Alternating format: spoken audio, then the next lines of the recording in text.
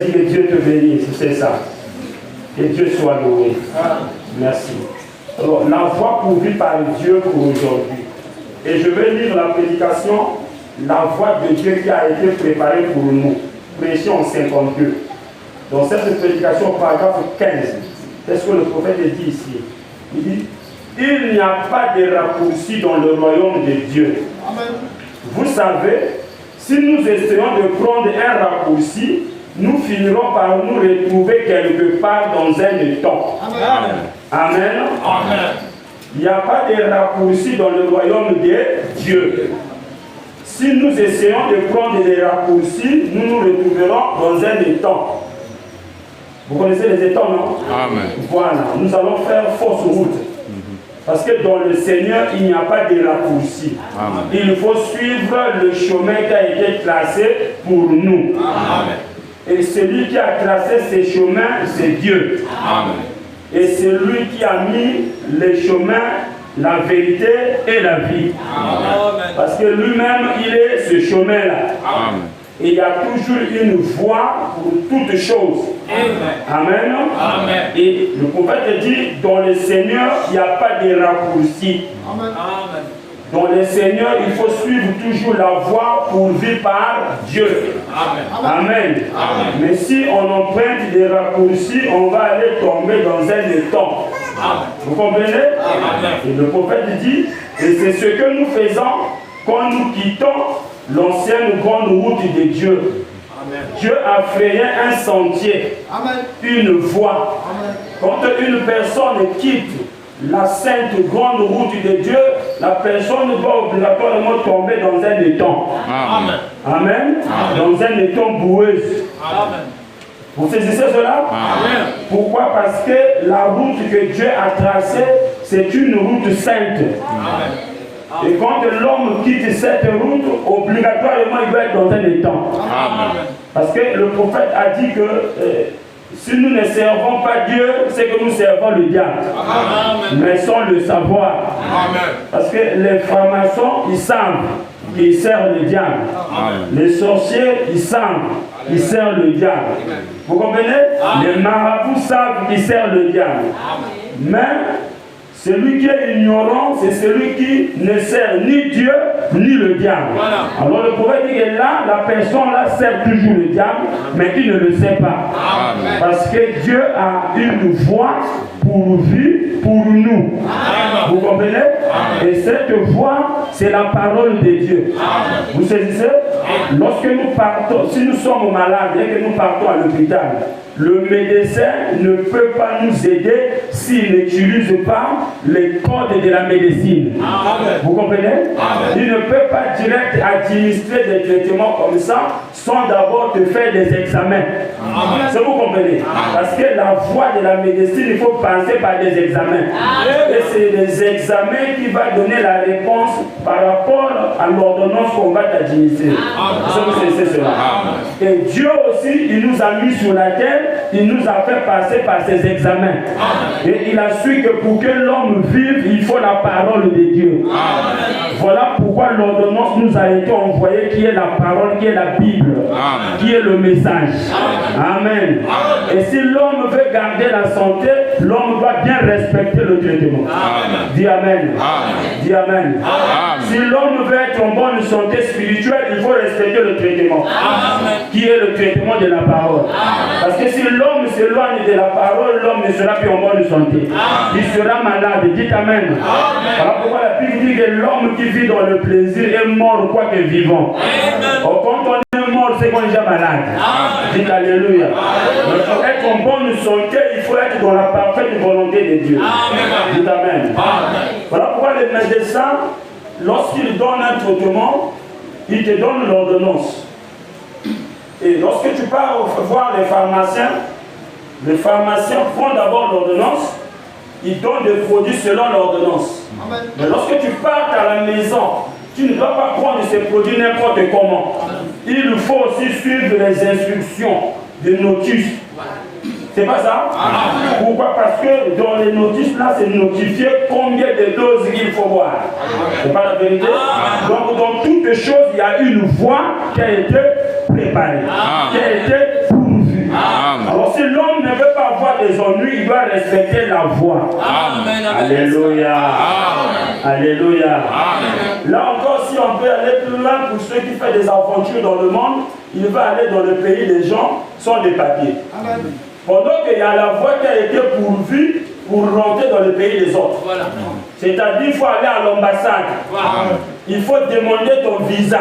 Voilà. Il faut faire ton passeport. Voilà. Si l'ambassadeur te donne le visa, tu prépares le billet, tu voyages sans problème. Amen. Alléluia. Amen. Mais on voit encore des gens parfois qui vont aller sauter dans les océans pour contourner la procédure. Amen. Et à la fin, on leur ramasse comme des simples aventuriers et on va les jeter je ne sais pas où. Pourquoi? C'est parce que la foi qui a été tracée, ça n'a pas été respecté. Amen. Parce que c'est pas vrai. Amen. Et vous allez voir, il y aura toujours des gens qui vont dire eh, pitié d'eux, c'est des êtres humains. Effectivement, c'est des êtres humains, mais il y a toujours la foi. Amen. Alléluia. Amen. Et si dans le monde nous avons des voies qui ont été tracées, c'est qu'au ciel aussi il y a une voie qui a été tracée. Amen. Et le Seigneur Jésus a dit, nul ne peut aller au Père sans passer par moi. Amen. Donc il est le chemin, la vérité et la vie. Amen. Et le Seigneur Jésus c'est le message. Amen. Dis un alléluia. Alléluia. Alors ne quittons pas la sainte route de Dieu, sinon on va se retrouver dans les étangs. Est-ce que vous savez cela? Amen. Alors frère madame dit, quand les enfants d'Israël sont sortis du pays de l'Égypte, ils ont suivi le sentier de Dieu. Oui. Amen. Mais vous allez remarquer une chose. Voilà. Le sentier de Dieu les a menés vers où? Il menait jusqu'à la mer Rouge. Amen. Mais c'était le sentier de Dieu. C'était la voie de Dieu. C'était le chemin de Dieu. Amen. Mais ça menait jusqu'à la mer Rouge. Est-ce que quelqu'un saisit? Il faut madame dit, c'est étrange que le sentier de Dieu mène dans cette direction-là. Oui, c'est étrange. Amen. Comment Dieu qui connaît le chemin, il va nous amener jusqu'à la mer Rouge. Voilà. Là où la mer va être un obstacle. Voilà. Donc Dieu s'est trompé? Non. Amen. Dieu ne se trompe pas. Amen. Toutefois, quand Dieu nous conduit, il ne peut pas se tromper. Amen. Même si cette voie présente des obstacles, derrière chaque obstacle, il y a toujours une bénédiction. Amen. Dis Alléluia, pourquoi je ne sais pas? Parce que Dieu connaît toutes les choses. Amen. Le frère Madame dit c'était étrange pour que Dieu les amène jusqu'à la mer. Mais pourtant Dieu avait un plan. Mais les enfants d'Israël ne connaissaient pas le plan de Dieu. Alléluia. Amen. Le plan de Dieu, c'est que chaque fils qui vient à Dieu doit être prouvé et testé. Voilà. Celui qui n'aime pas des épreuves, c'est un enfant bâtard. C'est-à-dire qu'il n'appartient pas à l'éternel. Mais pour l'éternel, tous ces enfants sont passés par des épreuves, des tests, des épreuves, des tests, des épreuves, des tests, des épreuves. Dis Alléluia. Alléluia. Alors si un enfant de Dieu commence à dire mais pourquoi les épreuves, c'est qu'il ne comprend pas pourquoi il est chrétien. Dis Amen là-bas. Dieu forme ses enfants en taillant en eux un caractère. Amen. Mais lorsqu'il taille en nous un caractère, il nous conduit dans ses sentiers à lui. Amen. Dites Amen. Amen. Dites Alléluia. Alléluia. Et ce jour-là, les enfants d'Israël étaient devant la mer Rouge. Ils se sont posé des questions. Pourquoi Dieu nous a menés ici? Mais oui, c'était le sentier de Dieu. Amen. Pour Dieu, c'était mieux que les enfants d'Israël passent par là. Or, si nous allons voir, géographiquement parlant, lorsque vous êtes en Israël, normalement, il y a la frontière entre l'Égypte et Israël, vers Gaza. La frontière de Rama, celui de Rama. Donc, quand vous êtes en Israël, pour aller en Égypte, c'est 4 journées de marche. Quand vous êtes en Égypte, pour aller en Israël, c'est 4 journées de marche. Il y a une voie vers le désert. Vous passez sans traverser la mer. Vous comprenez? Amen. Géographiquement, 4 journées de marche, les enfants d'Israël rentraient déjà à Canaan. Mais la volonté de Dieu n'était pas ça. Oui. Sinon, ils ne devaient pas être des vrais chrétiens. Vous comprenez cela? Ça allait être trop facile de rentrer dans le pays qui coule le lait et le miel. Parce que tout le monde désirer ce pays. Amen. Moïse les avait présenté qu'il y a un pays qui coule le lait et le miel. Et je vais vous amener là-bas. Géographiquement, 4 journées de marche suffisaient, ils rentraient déjà en Israël. Mais Dieu a dit non, c'est pas comme ça que moi je travaille. Amen. Sinon, où est ma puissance? Où est ma part de témoignage? Oh, nous sommes co-ouvriers avec Dieu. Amen. Donc Dieu aussi doit avoir sa part de témoignage. Amen. Oh, dites Amen. Amen. Voilà pourquoi Dieu ne fait pas seulement que 2 jours après il te donne des immeubles, tu deviens déjà gros. Non, mais où est la part de Dieu dedans? Dieu a besoin que tu aies un témoignage, mais lui aussi il a un témoin. Oh, dites Alléluia déjà. Amen. Dieu peut faire expressément on a été béni en 1 mois, mais il te fait passer 5 ans. Il fait expressément pour voir comment tu vas exploiter cela. Parce que le frère dit que nous devons rendre grâce à Dieu pour des combats. Il dit que quand Dieu nous donne des combats, c'est pour que nous ayons des victoires. Oh, donne-moi un amen. Donne un amen. Et il dit qu'un enfant de Dieu devait rendre grâce à Dieu quand un combat se pointe. C'est que c'est sa victoire. Dites Alléluia. Ce jour-là, Dieu a fait exprès pour que les enfants se pointent devant la mer rouge. Et lorsqu'ils sont arrivés là, ils ont commencé à parler de comment Dieu ne connaissait pas géographiquement la route tout comme. Moïse, mais tu nous as menés où? Mais apparemment, il n'y a plus de route. Et d'autres ont commencé à murmurer. Et la chose encore la plus grave, c'est que Dieu est parti endurcir le cœur de Pharaon. Ce n'est pas Pharaon lui-même, non. Même quand quelqu'un te critique, ce n'est pas lui-même. C'est Dieu qui permet que la personne là te critique. Afin que tu aies un témoignage. Oh, donne-moi la main là-bas. Parce que si Dieu n'arrange pas des circonstances et des choses, c'est qu'il n'est pas Dieu. La Bible dit rien ne peut se faire sur la terre si ce n'est contre la volonté de Dieu. Nulle personne ne peut oser parler mal de toi si ce n'est contre la volonté de Dieu. Dieu permet toujours qu'on parle mal de toi. Ah, dis Amen déjà. Quelqu'un va me dire, mais parce que, comment c'est? Donc quand on parle mal de moi, c'est la volonté de Dieu. Oui. Comment ça? Mais c'est écrit. Amen. C'est écrit. Amen. La Bible, c'est la volonté de Dieu. Oh, c'est écrit. Amen. La Bible dit, on vous outragera. Amen. On dira tout faux témoignage de vous. On vous haïra. Amen. On fera toutes sortes de choses. Amen. Mais quand vous voyez ces choses arriver, réjouissez-vous. Est-ce que tu as saisi quelque chose? Est-ce que tu as saisi? Tu sais pourquoi on doit se réjouir? C'est parce que cette écriture est accomplie. Oh, dis Amen. Donc chaque jour, il faut que les écritures s'accomplissent. Donc la Bible nous dit que quand vous voyez ces choses, réjouissez-vous parce que l'écriture est accomplie. Donc il vaut mieux que les écritures s'accomplissent en bien pour toi.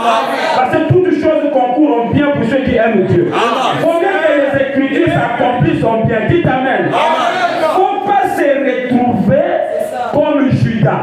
Il y avait une écriture qui disait que Jésus devait être vendu. Mais Judas est parti accomplir ça. Non, il ne faut pas accomplir les mauvaises écritures. Toi, il faut accomplir les bonnes écritures. Alléluia. Parce que chaque jour, les écritures doivent s'accomplir.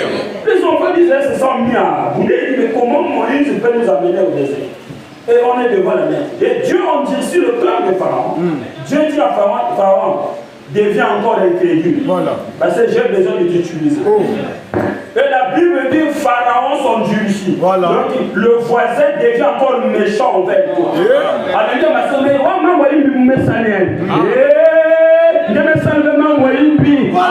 Mais il est écrit que vous serez haïs de tous. Dites Amen. Tu sais parfois des moments où notre Dieu fait se pointer là et on te dit, mais les enfants là ne connaissent pas. Mais ils oublient trop vite. Mais ils ont fait ça au bois humide comme moi.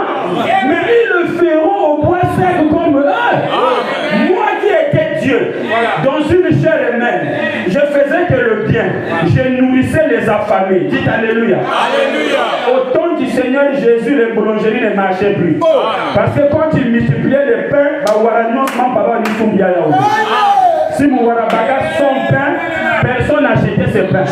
Les gens préféraient aller suivre Jésus parce qu'il y avait le pain. On dit Amen.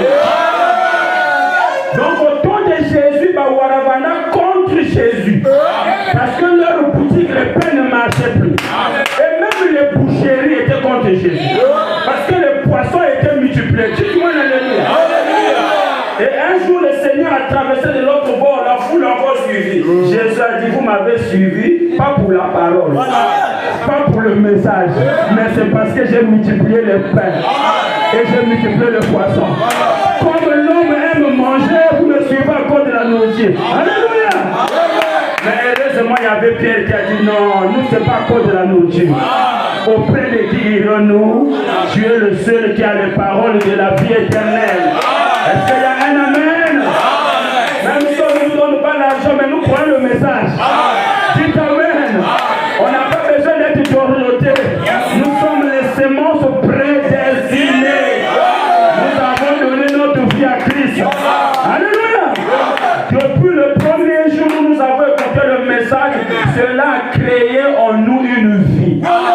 Et chaque jour ça coule, ça jaillit, ça coule, ça jaillit, ça coule, ça jaillit. Alléluia! Parce que la Bible dit, celui qui boira l'eau du puits que Jacob a puisé aura encore soif. Mais celui qui boira l'eau que moi Jésus je lui donne n'aura plus jamais soif. Car cette eau deviendra une source. C'est ça la vie chrétienne. Une seule prédication que tu as dit amen, ça deviendra une source en toi. Et ça jaillira dans ta vie. Alléluia. Tu deviendras la parole vivante. Tu deviendras l'épître vivante. Une écriture vivante qui vit auprès des hommes. Alléluia. Oh bien-aimé, ce jour-là, les enfants d'Israël ont compris. Dieu a endurci le cœur de Pharaon. Pharaon les a suivis. Quand il les poursuit, cette fois-ci, Pharaon a dit, je n'ai plus besoin de prisonniers. C'est comme ça qu'il est venu. Il dit, avant c'était mes prisonniers, maintenant je n'ai plus besoin de prisonniers. Tuez tout le monde. Voilà. Cette fois-ci, on va les exterminer. Tuez tout le monde. Et s'ils sont morts, ramenez-moi seulement Moïse prisonnier. Parce que comme c'est lui le chef des rebelles, mais c'était la rébellion. Puisque selon Pharaon, c'est lui qui a Dieu. Selon Pharaon. C'est comme selon ce que nos parents nous disent. Comme ils sont dans les catholiques, selon eux, c'est eux qui ont Dieu. Vraiment. Donc, comme ils, depuis que nous avons vécu avec les deux églises, catholiques et protestants, après un peu les armées du Seigneur ont porté des grades. Bon, comme c'est des enfants des protestants, ils sont venus. Bon, on n'a pas gêné. Après, on est ceux qui m'ont dit ceci soir un peu là, Simon Kimba vous le courager. Ils sont sortis. Et là, si c'est filé ici à Brazil, c'est pas ça? Bon, au moins, le Ngounza ne peut pas prêcher contre les choses que le pape fait. Parce que le Ngounza, le pape, c'est leur doyen. Bon, Ahmed Issali ne peut pas s'opposer à l'abomination de l'église catholique.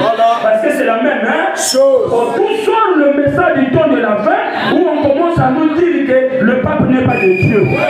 Mais c'est le représentant de Satan sur la terre. Donne-moi la main pour que je te parle. Tout sort, c'est comme William Branham qui commence à dire aux enfants de Dieu que les filles s'habillent des hommes. Dites alléluia. On ne peut pas comparer des maquillages comme des Jézabel. Ça sort tout. Non. Dieu a frayé un chemin. Pendant que la dénomination a gagné le monde, Dieu a frayé un chemin. Il a introduit un prophète.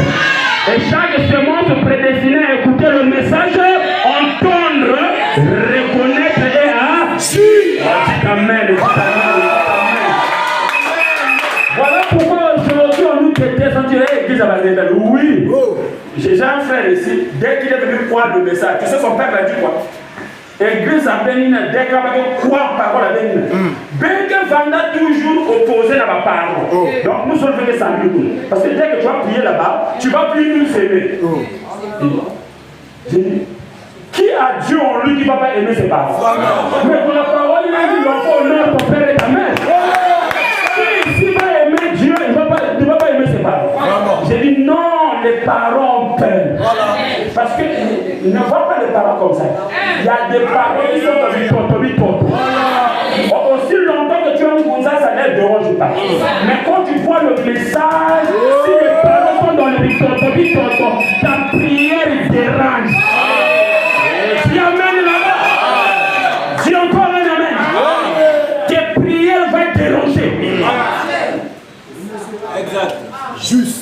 Ça vous saisissez. Quand vous allez vous réunir, toi tu seras toujours dans le toison. Tu vas déranger. Alors en ne voulant pas de problème, ils vont pas que tu crois le message. Parce que c'est comme si le message te mettait au-dessus d'eux. Spirituellement. Vous comprenez? C'est comme si tu ne suivras plus la voie de la vieille mère dénominationnelle. Et c'est ça. Voilà pourquoi dès que tu crois ce message, on trouve que tu exagères le christianisme. Oui! C'est le véritable christianisme.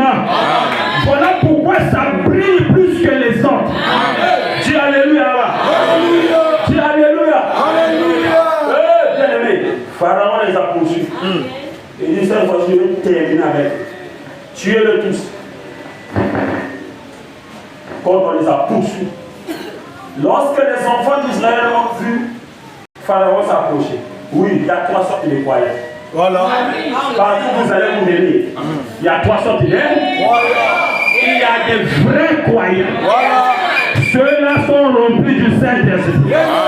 Il y a des soi-disant croyants. Les songueurs de l'église. Dis Alléluia, Alléluia, Alléluia, Alléluia.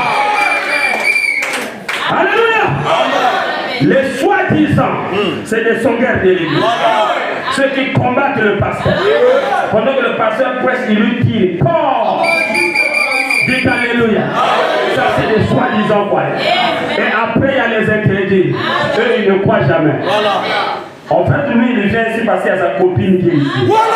Mais il ne croit pas pour lui le message. Mais comme sa copine prie ici, le voilà venu s'asseoir. Celui-là, c'est un incrédule. Mais laissez-les croître ensemble. Nous, on ne va pas chasser l'incrédule. Nous, on dit à l'incrédule, reste là. On dit aussi aux soi-disant croyants, reste là. Maintenant, moi qui suis le cri de Dieu, je fais qu'arroser